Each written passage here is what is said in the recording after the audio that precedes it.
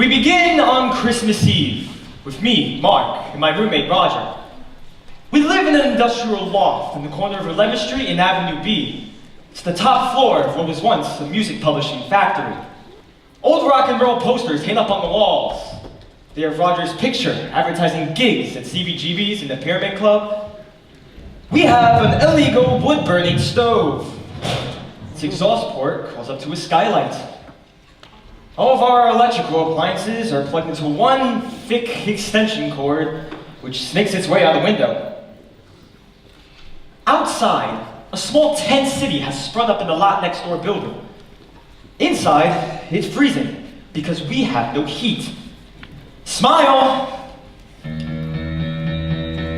December 24th, 9 p.m. Eastern Standard Time. From here on in, I shoot without a script. See if anything comes of it.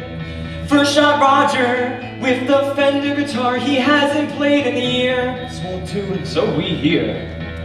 He's just coming back from half a year of withdrawal. Are you talking to me? Not at all. Are you ready? Hold that focus steady.